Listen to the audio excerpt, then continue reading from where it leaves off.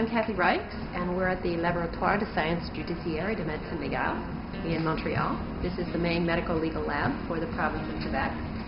This is the anthropology lab. This is where I work, and this is, of course, where Tempe works.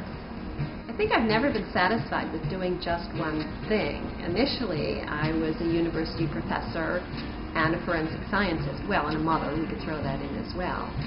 So I was always moving between those two worlds, the world of the crime lab and the world of the university.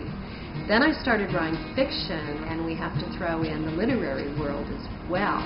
And now we've thrown in the world of television producing, which is, again, quite a contrast from any of the other three. So I really like the feedback between all of those milieux in which I work, all of those different situations. And I think being a scientist helps me being a writer.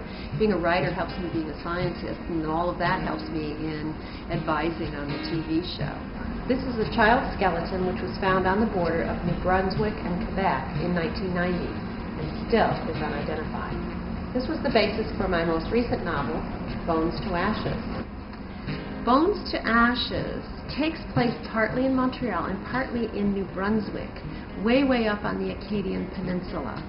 The story begins in Tempe's childhood, which is a bit of a departure for me. You learn a bit about why she moved from the Midwest to the Carolinas, how she ended up in Montreal. And as she's working on a case in Montreal, a little child skeleton is found, and that brings back many memories from her childhood and leads into the main storyline. One of the things people are interested in is, does it get easier or does it get harder as you're writing a continuing series? Or how does your process of writing differ from the first book to the 11th book, which is what I'm working on right now? In some ways it gets easier. I have my cast of characters, I have my settings. What becomes more difficult is having to reintroduce those characters in each book, because that book may be the first one that some readers are picking up, but it may be the 10th one that some readers have already read. So I've got to reintroduce my characters, but do it in a unique and creative and different way in each book, and that gets a little bit challenging.